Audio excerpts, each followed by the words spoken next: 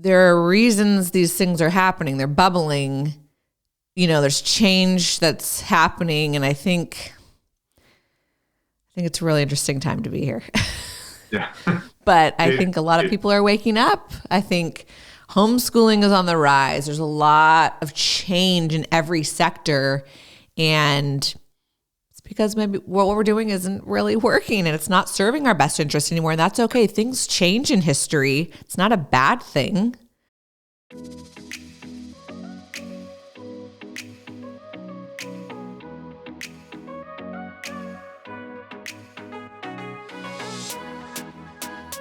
Hey, everybody. Welcome to Lauren.live. I've got Michael Harris with me. Thanks for being on the show. It's great to be here. Yes. Thank you. Yeah. I'm so happy to have you. So Michael is a coach, a yoga teacher. He's an author of the best-selling book, Falling Down, Getting Up, and much more than that. I'm going to let you, really do your intro. I'd love it if you could just tell people a little bit about who you are and how you got to where you are now and the work that you're doing. I like to say that I'm passionately diverse. I think if I let somebody diagnose me, they'd probably say I have ADD or ADHD or something. But there's so many different things that I love to do, whether it's practicing and teaching yoga, whether it's coaching others, whether it's helping people with speaking, whether it's helping people on podcasts, whether it's looking for mushrooms, whether it's reading books, whether it's we went rollerblading. I mean, just like whatever. I don't like to do just one thing. So I like to call myself passionately diverse. Perfect. I love it. Well, there's so much to explore and do in this world, and it looks like you're doing it. I'm doing as much of it as I can. Yeah, that's awesome. Yeah. Will you share what kind of stuff do you do for the coaching? Like, can someone come to you for, what sector, or do you do all type, like life coaching? Well, over the years, pretty much for the last 35 years, I've been a coach, teacher, trainer of some sort. I actually started out in the late 80s teaching realtors finance and mortgages and how it all worked. And I went into HR type work. We developed health and wellness materials in the early 90s for large corporations and government. I became a yoga teacher accidentally. I didn't intend to, but I became one. And I've ended up training and teaching thousands of students, and I've trained 7,000 yoga teachers. I was one of the first 100 Bikram teachers. I got trained in the 90s. And one of the things that I realized is that I was really good at helping people make shifts and helping people open up their awareness and helping people get up and talk in front of other people. And a lot of that came about through training yoga teachers, taking people that were anywhere from garage door salesmen to corporate dropouts to psychiatrists, and helping them, really embrace what they wanted to do. Because I believe that when we have a dream and that we want to do something with that, there's a reason we're given that dream, right? And that we're attracted to that. And, this gets into LOA and law of attraction and all that, which I won't go there right yet. But today we work a lot with people getting on podcasts, how to get on stage. But really the story's the same, but the platform may be different. How do you tell a story? How do you tell a story with a point? How do you make a point with a story? My friend Les Brown, that's one of his famous things, said, never tell a story without a point, and never tell a point without a story. So I could go on and on because of being passionately diverse. I take people into the woods. I, do all sorts of things, teach.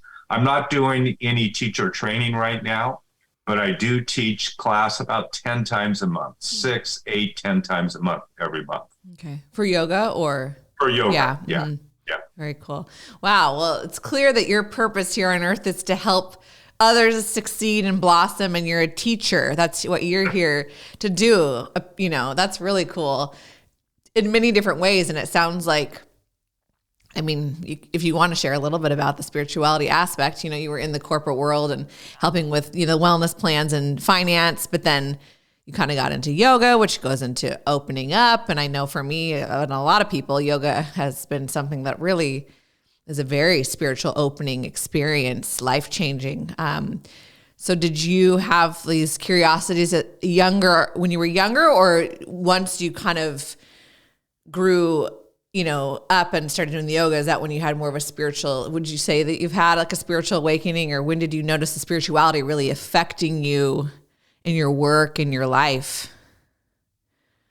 Well, let me go back to 1971. I was a kid. I had just won the junior championship at Portland Golf Club. I was a hotshot golfer as a kid. And we went out water skiing, and I had a water skiing accident. And in the water skiing accident, I ended up having 60% of my liver removed, 21 blood transfusions, collapsed lung, cracked ribs, broken ribs, and I slid into a coma for about 10 days. Wow. And during the end of the coma, and, for me anyway, I had a lot of awareness of people around me at times while I was in my coma. I couldn't move, I couldn't speak, I couldn't, move my eyebrows or eyelashes or anything else, but I could hear them. I could hear the nurse saying, squeeze my finger, and not being able to move my fingers to be able to squeeze the finger. But towards the end of the coma, I had a near-death experience. And I left my body, and I found myself surrounded by spirit. And I'm kind of making a longer story shorter, but as I was coming back to my body, I was reaching out saying, I'm not ready to go. And they said, you're not done yet. Well, that was 1971, so I guess I'm still not done yet. Yeah. I'm still here. Wow. But I really rebelled against it. I became angry at God. And I didn't want to come back. I didn't want to be here. Although I would have a smile on my face all the time. Even when I went back to write my book, The Falling Down book, I went back and I interviewed and talked to some of the people back there. I said, what do you remember? They said, I remember you having a smile on your face all the time. It didn't matter. But inside, I was still burning up. And over the next couple of years, as my body began to heal, and my parents were really happy that I was alive, internally, I was torn up. And I found that drinking and smoking pot made me bigger than I was. So I went on a tear for a number of years. And it started really slowing down. Well, I'm slowing down, shifting in the early 20s. I can't say it totally slowed down yet. But at 27, I ended up back in the hospital again. And my right leg was 100% blocked, the popliteal artery, and my left leg was 65% blocked. And I had peripheral vascular disease, atherosclerosis, and they said that I was going to lose my legs and die. And I ended up having a couple of surgeries. I was in and out of the hospital with blood clots, and then they wanted to do more bypass surgery on my legs, and I said no. And at this point, Lauren, I still didn't know really anything about anything, so to speak. I didn't dive into LOA or spirit so much. None of that stuff really drew a lot of interest to me. But I said no. I left the hospital, AMA, against medical advice. They brought me to the door, and I didn't know what I was going to do as I got up, and I was walking on a cane at the time. I could barely walk. And as I walked away from that hospital, I just asked, I said, show me what to do.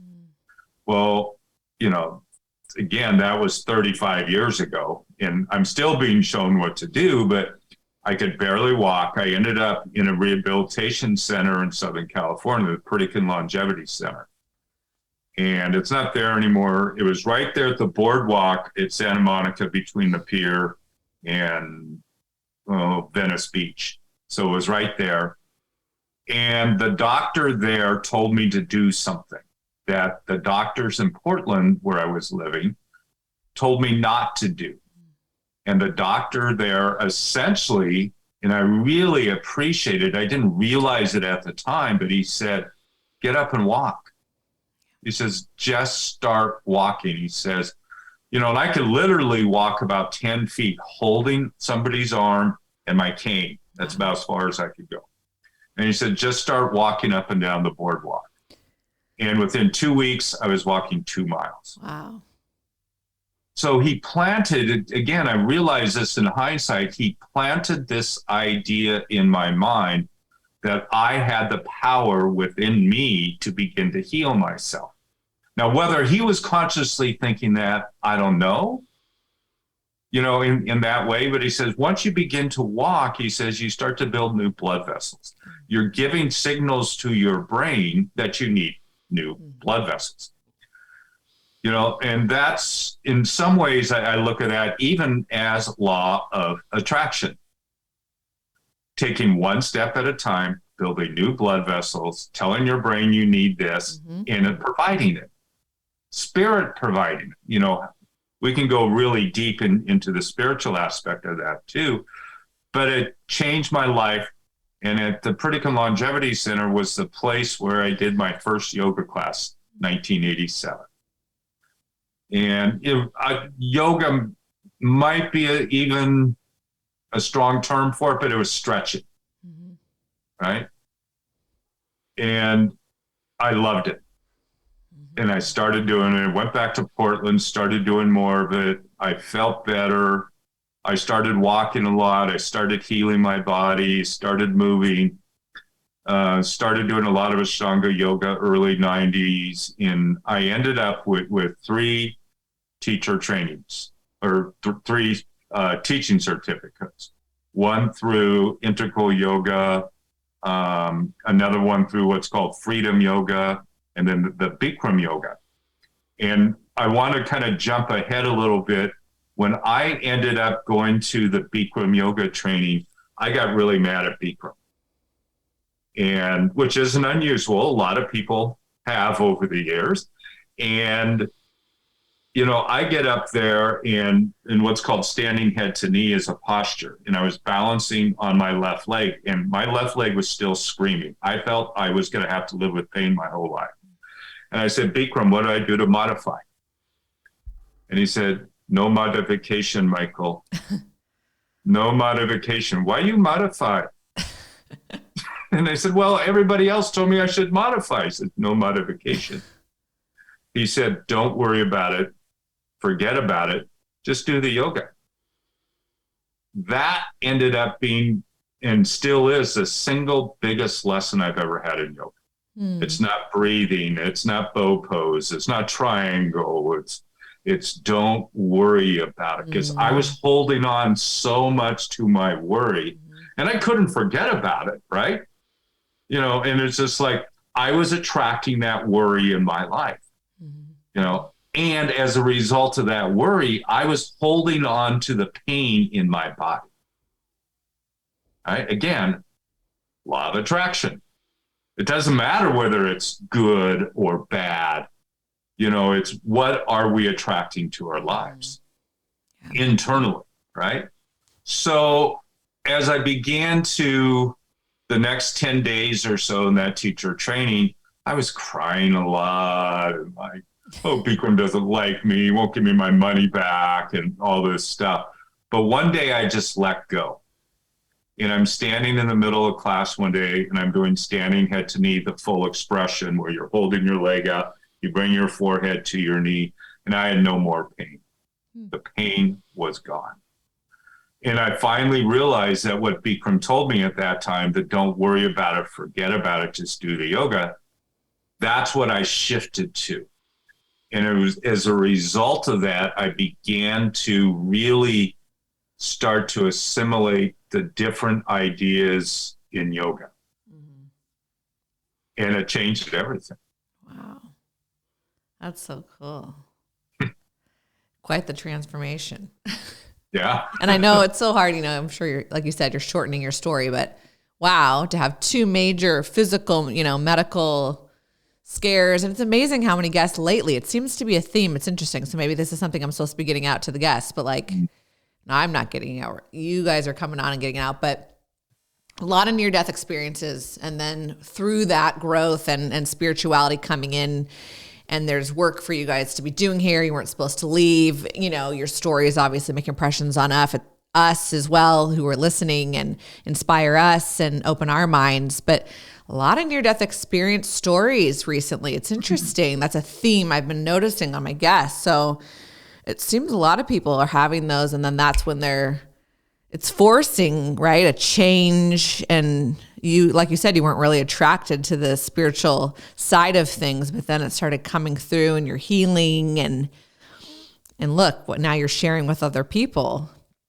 Yeah. Well, I mean, it's like we touched on it briefly earlier about this idea of quantum leap. Mm-hmm. You know, quantum leap is, you know, really a change of state. You know, when you look up the definition of it, it's really a change of state from one state to another state. Mm-hmm. And that's what happens with our mind, with our thinking, with, you know, our healing, you know, going from one state to the other. Anita Moorjani, which you may be familiar with her, or some of the listeners may be, her body was riddled with cancer, expecting to die, you know, within the day, you know, within a couple of hours. And she had a complete healing, and all the cancer disappeared within about 2 weeks. It was gone. Mm-hmm. And so now she's out there talking about that experience and helping others people realize it. Wow. Joe Dispenza, you know, the work that he's doing, you know, the work that Bob Doyle is doing, and some of the other guests that you've had on the show, John Gray, you know, and just remarkable work. And it's really just this shift in awareness, right?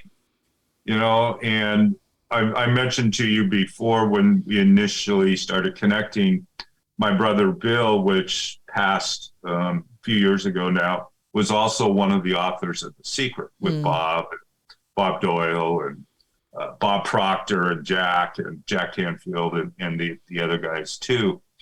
And he liked to talk a lot about awareness, and wrote a book on super awareness. And it's that shift, you know, it's just that shift. You know, when are we ready to change? Yeah. When are we ready for something new? And that's when the cells change, right? So, I mean, literally, that's when the cells change. Right. Like, you can't explain it. Doctors try to help you, like you said, you know, but then that one really just gave you that go walk. Like, I mean, isn't that just incredible? You wonder if he was almost like spiritual guide, and, you know, or who knows, whatever. But the point is, he was practicing that, and he was giving you encouragement, and that's positivity and consciousness and encouragement. And you have the power within. I mean, all these things, it's so hard to describe consciousness and law of attraction in words as humans, but we're working on it, right? I think those are positivity, your mind, your you know, being conscious, thinking outside the box, being ready for something new, open to the possibility, believing the universe is supporting you, believing in your body and yourself wholeheartedly, letting go. It's also not just the believing in the positive. Look at how much work you and others do by letting go. Even just letting go can transform you in so many ways, but that's really hard to do. Sometimes I think it's hard for us. Attachment, right? Attachment to our pain. You're just used to it. You're living with it. You don't think it's going to go away, but look at what you were able to do by just letting it go or forgetting it. And I started, you know, Dr. John Sarno. I don't know whether you're familiar with him or some of the listeners are. He was head of clinical rehabilitation at NYU Medical Center. Traditional rehabilitation doctor, back guy, and surgery. And he says that this is so great. You know, why does the pain return 6 months after he do surgery on these people? And this is in the late 60s and early 70s. And so he started exploring, you know, the mind-body relationship, that interplay, the psychophysiological, neuro, they call it different terminology, but he really was the person that said, don't worry about it, forget about it, in the pain. Because, you know, there's a lot of what's going on in the world today, and pain is pain management. Pain management creates a lot of revenue for a lot of individuals and corporations. Curing pain doesn't generate the same amount of revenue. Right. And so it's getting more broadly accepted. But when I started, looking at his work in the 90s as well, he was saying the same thing. Don't worry about it. Forget about it. Just get up and walk. Mm-hmm. Nothing's wrong with you. Mm-hmm. L5S1, herniated disc, he says, it's myths. He says it's no different than gray hair. It's nothing to worry about. Mm-hmm. And that's hard for a lot of people to hear. And I had chronic back pain at one time. I don't think I've had back pain in 20 years. Mm-hmm. Just because if I start to feel something, I just say, oh, I wonder what's going on. Why don't you just go away? Poof, it's gone. Right? Yeah. I mean, you're right. It's hard when you're going through it because it's that could be a whole episode in itself, right? Our physical, and I believe most of our physical, actually probably all of our physical ailments it's a spiritual lesson, or it's something that we're supposed to go through, right?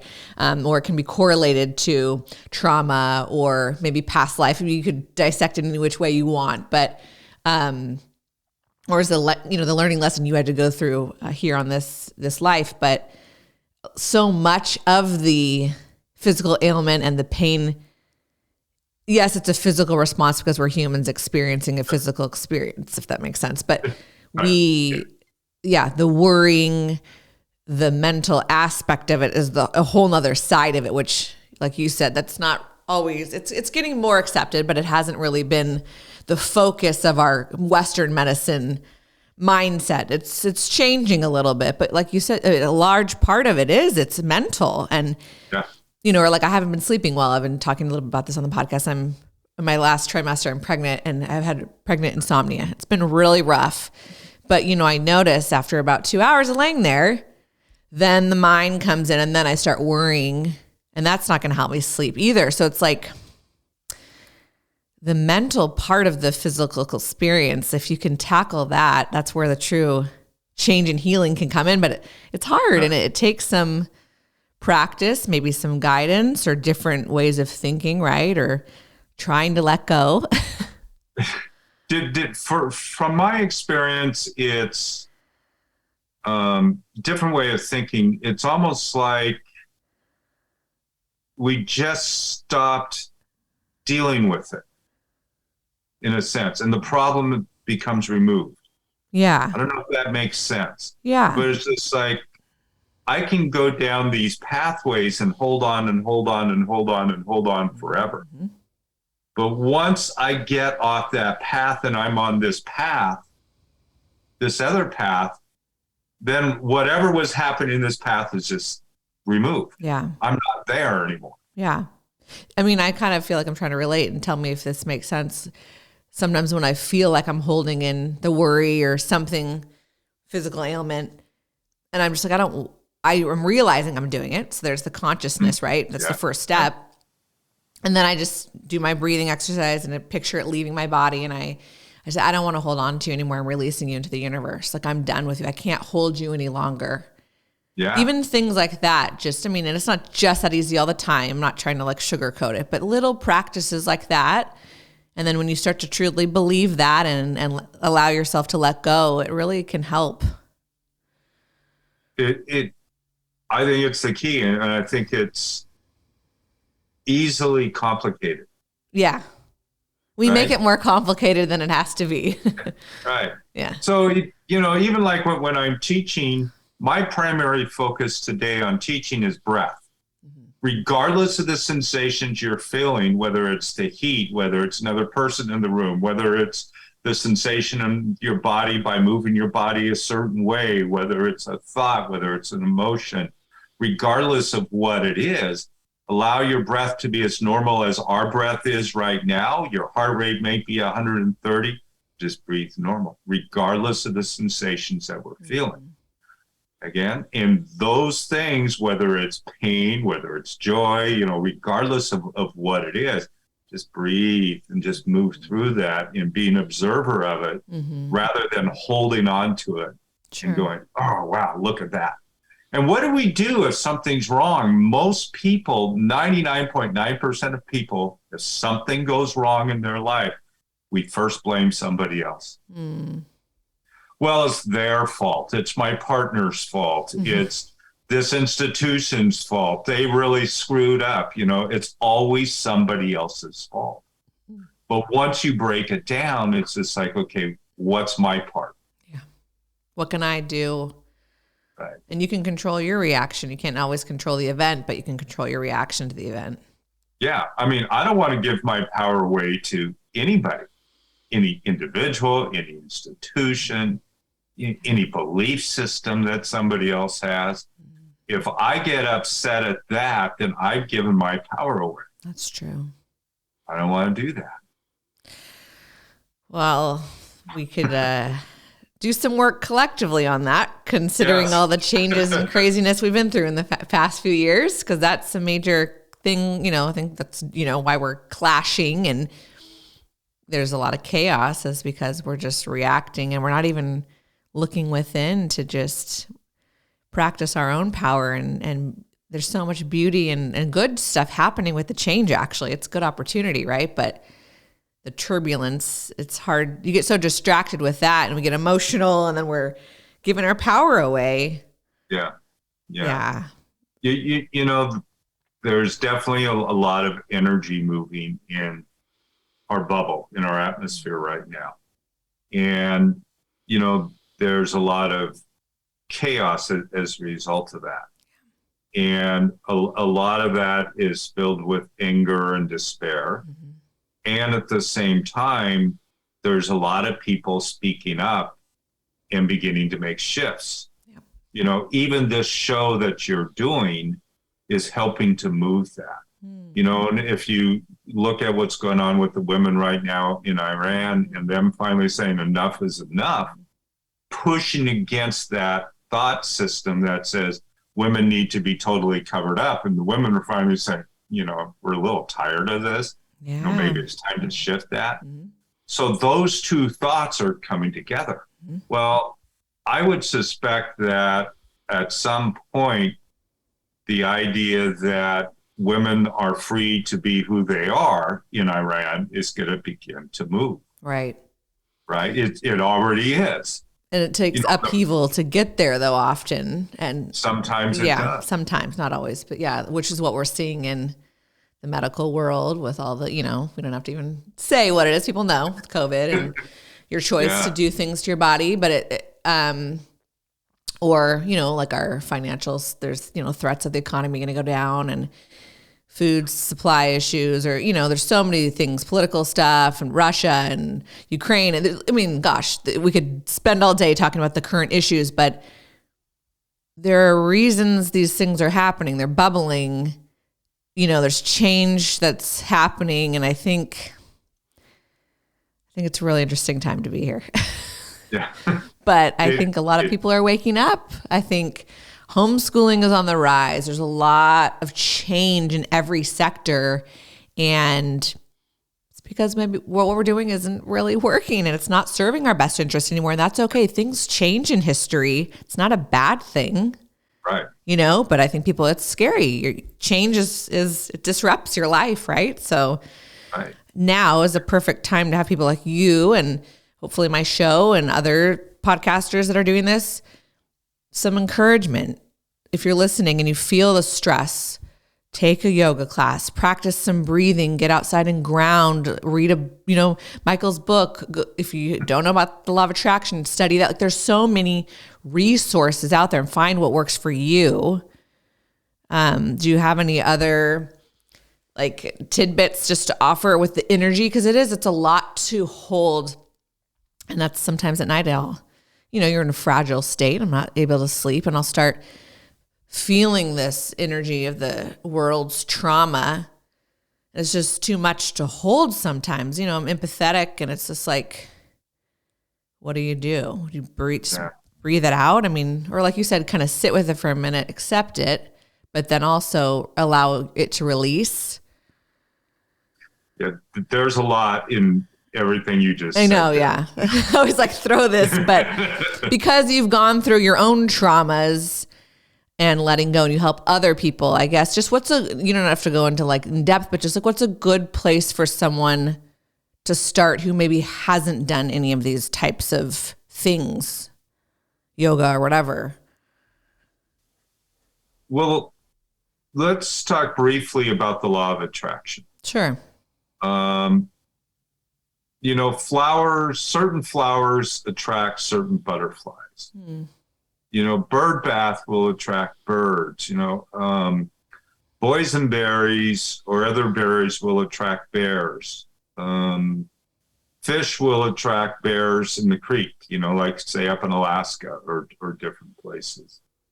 A Chinese restaurant will attract people that want to eat Chinese food and repel people that want to eat Mexican food, right? So there's just this constant interplay of law of attraction.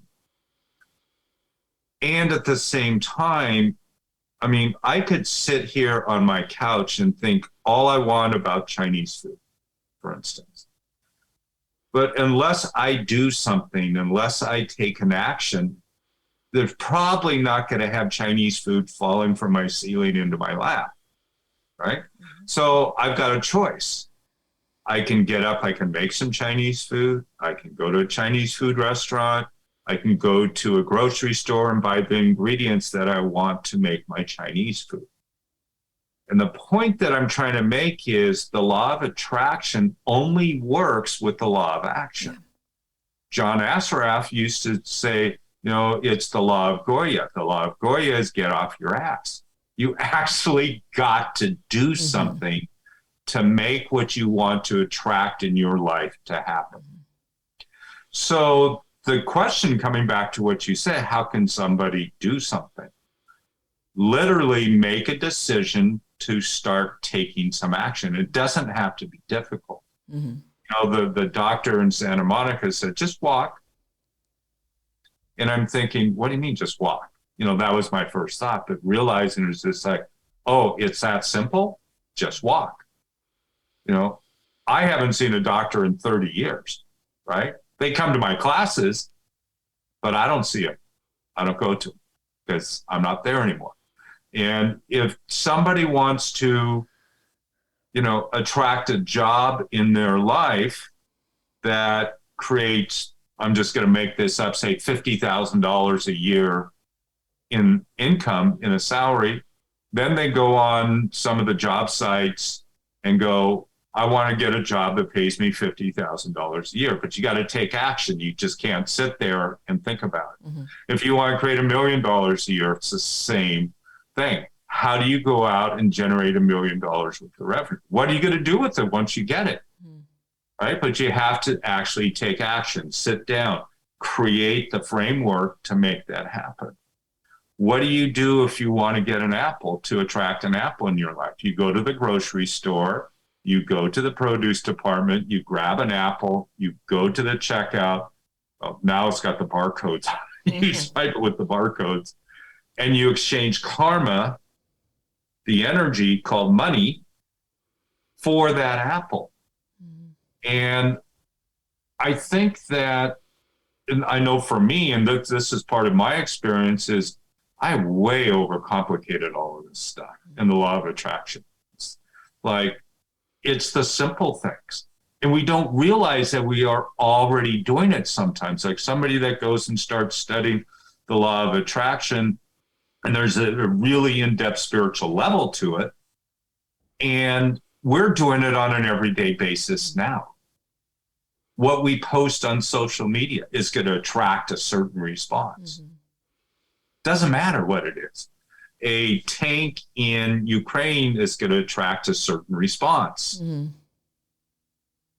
It's just like, it's just. It doesn't have to be big. That's that's a good aha moment. Yeah. Any exchange of any energy, a smile to someone, that was your choice to spread joy, that could do something for that person that you don't even realize, right? Or just any small exchange It doesn't have to be big, like applying for a job. Now that is like good advice, because I talked about that before in my law of attraction episode. Like, yes, you have to think all the positive things and believe in it and ask for it, but you'd still have to do the action. Yeah. But it doesn't always have to be like getting a job or finding a partner or the big things. It could be literally like, what energy are you choosing to put out there? Because that's going to attract certain things in your life, right? Or your mindset, or even what do you have to say about gratitude? Like just literally looking outside right now, the trees, I'm so grateful for this view and the beautiful sunshine in the day. Like even just that in a non-ego way, like if I think that I'm having a good day, but like if I put that out there and I'm genuinely grateful, don't you think there's something to the universe responding to that in your life, where it may provide more of that? Or you being grateful that your legs work every day? There's something there. Yeah, there definitely is. And, I've got this little thing of apples here, right? Sliced apples, right? And I say this about gratitude is somebody planted an apple seed in an orchard, I don't know how many years ago. Some people came along and trimmed that tree. Somebody came along and picked the apple. Somebody put that apple in a truck. Somebody created a label with a barcode on it, some graphic artist put on there. Some banker financed the movement of this apple from the orchard to the store. Somebody put it in the produce department at the store. There's probably 1,000 people that made this apple possible for me to eat, maybe more when you think about it. Somebody created the tire to put on the truck that moved the truck. So what I like to call micro gratitude is, if I'm sitting there eating a bowl of cereal in the morning and I think about all the different people that helped put that bowl of cereal together, I can be grateful for my home or my car or relationships or whatever, but can I also be grateful for those little things and realizing that we never do anything alone. Yeah. We may think, even if I'm sitting there alone eating my bowl of cereal, it took 1,000 people to get that bowl of cereal in my lap. Right. Connected. Can I be grateful for all those people? I love that. Yeah, I thought about that earlier in the pandemic, just like at home, like with the food. I'm like, someone grew this, like, or if you eat meat, like there's an animal that died that I'm eating and it keeps me alive. Like I'm very grateful for that, right? That goes back to like Native Americans and their relationship with the land and being grateful for what they ate. And gosh, if we just spend more time and more conscious about that stuff, your life changes. You're just like, whoa, this is an amazing experience. We're also interconnected, keeping each other alive. Yeah, definitely. We are totally all connected. And, it's even where I heard you say a little while ago about, being up at night and feeling all this energy and the weight of the world and all these things, events that are happening on the other side of the planet are affecting us here. We are all connected. Yeah. So, that turbulence, we're experiencing it, and the physicists can really tell you about the butterfly flapping their wings in Brazil and how it affects us. It affects us. I can't describe it, but some people can describe it on a scientific level about why that is true. Yeah.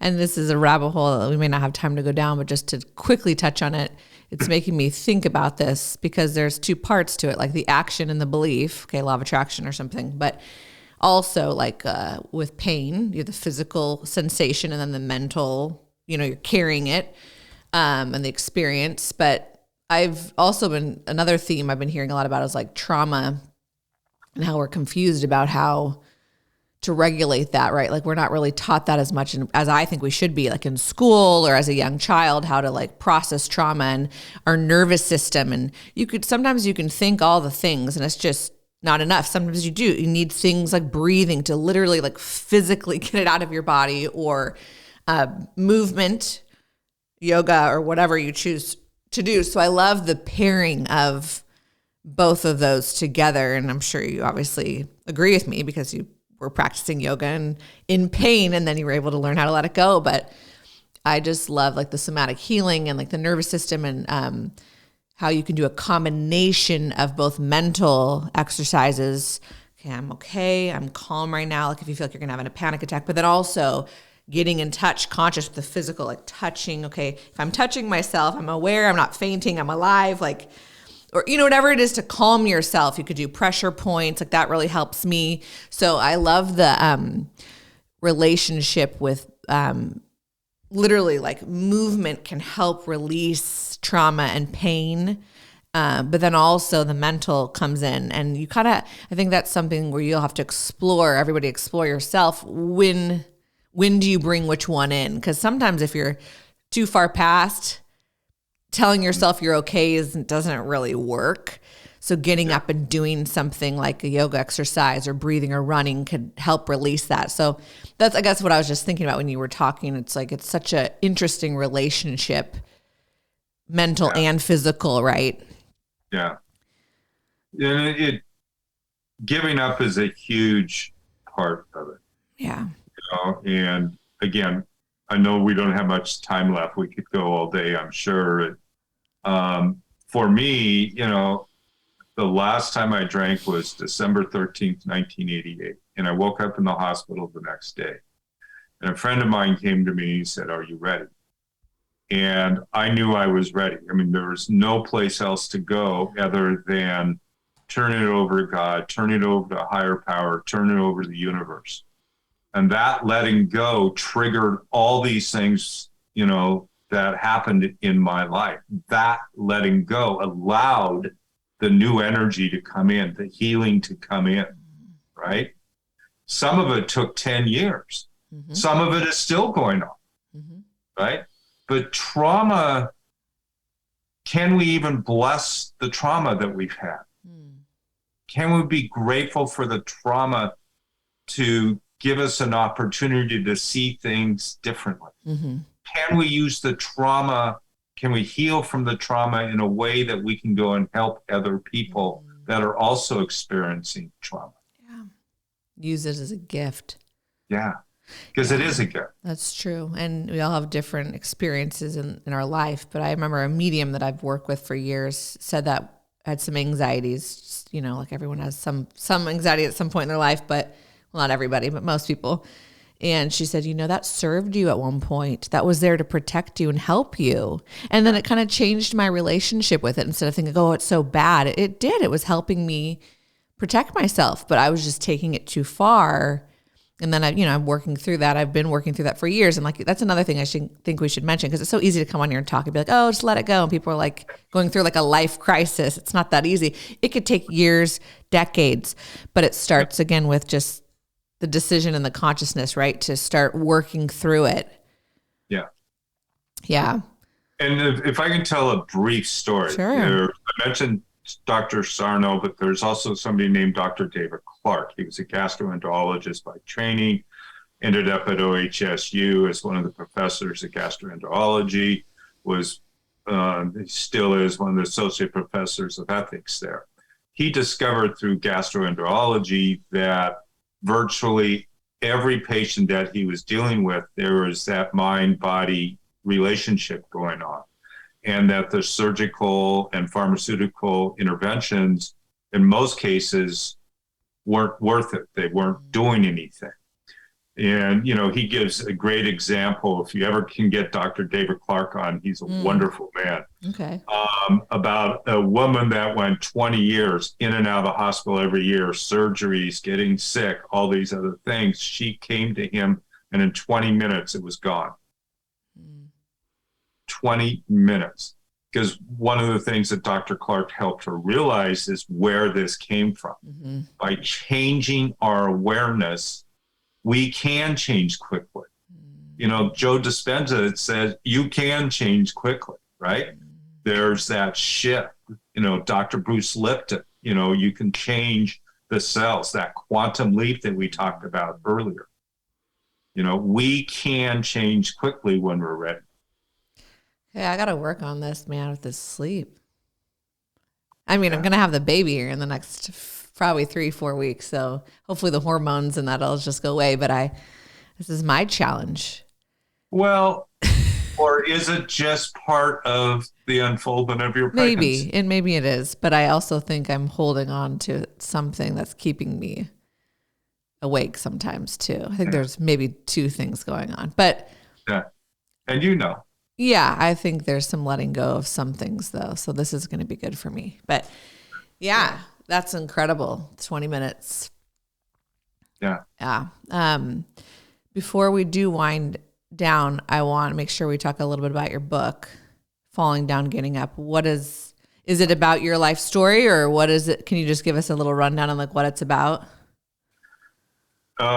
It starts out really with my accident as a child in 1971. Okay. And my experience that I had with that and leaving my body, and it dives into some of my drinking and addictions and all those issues that I dealt with. It goes into my experience with my legs. And then it also goes into, well, I'm mention something that it took me a while to realize this about a spiritual experience. It's not always a burning bush. Mm-hmm. You know, in 1983, I had a spiritual experience of being handcuffed in the back of a car after drunk driving and going, oh my God, right? There was flashing lights behind me, all over, right? To me, that arrest was a spiritual awakening, right? It was one of the things that triggered me to get better. Right. So it doesn't always have to be some glorious light or music or chanting. It can be something dramatic that creates that particular situation. So the first part of the book is really about some of those challenges I faced early on. And then the second part of the book gets more into yoga and some different ideas that people can use to find their own experience, because it's not going to be the same as mine, the same as yours or anybody else. We all have to find our own way through. That's true. How cool, how inspirational. Where can people find that book? Anywhere. Okay. They can also Amazon find it and all the good places. in any bookseller. It's still there. It's still relevant. It's been 10 years since I wrote it. People are still buying it all the time. I love it. For your listeners, in the notes, if you want to add this, my website is michaelbharris.com, and there's information there, and there's information there too about how to get your story out and such. But if you go to michaelbharris.com/book, okay, just simple as that, you can download a copy of it if you don't want to go out and buy one. So you can go out and buy one somewhere, or you can download it. It's a hidden link, so you can't go to the website and find that link unless you put it in. Okay.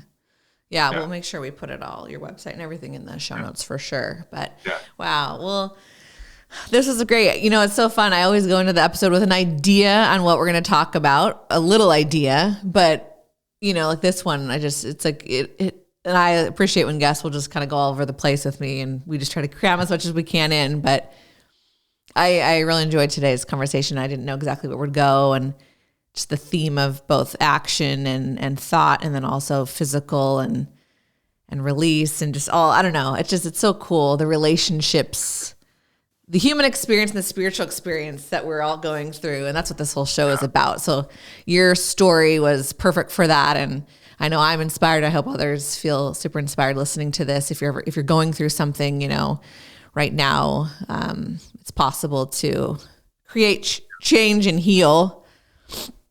Well, and maybe the reason that we're going through that is to change and heal. Yeah. I mean, it's going to be different for everybody, and it is the human condition to have these things go on. Yeah. But it's also our choice to most extent on what we do with it. I mean, we don't know the day that we're going to die. No one does. Right. I mean, some psychic may come along and say, oh, you're going to die on this day, but maybe not. Right. We don't really know. Yeah. Which is in many ways a good thing. Yeah. I've got on my calendar, and this is something simple that perhaps the listeners can do too. I have on my calendar every day until my 110th birthday, or every birthday till I'm 110, that I'm going to do yoga. Oh, I love it. You just go into the phone. This phone was created by Steve Jobs meditating over Kriya Yoga and autobiography of yoga. That's a whole nother story. Wow. And this came out through the intuition that he developed from Kriya Yoga. Isn't that crazy? I did not know that. Yeah. I didn't know he did yoga. Yeah. Wow. The book he gave away at his service when he died was Autobiography of Yoga. Oh, wow. That's cool. Yeah. Wow. Yeah. So I just invite everybody to find their own path, find what works. Yeah, definitely. Know that everything's going to be okay. Yeah. You're where you're supposed to be. And there's a lot of people that are supporting and wanting the best for you, even us, if we don't know you, right? And sending good energy out to you all who are listening. So yeah, thank you. Well, thanks for being on the show, Michael. Yes, it's wonderful talking to you, and congratulations on your newest. It's so exciting. It's a true. And, children bring so much to the world today. It's a gift. I suspect your newest child will too. Yeah, I think so. Teach you a lot. So yes, thank you again. And thanks everybody for listening. Check out the show notes. Check out Michael's book and website, and best to all of you. Yeah.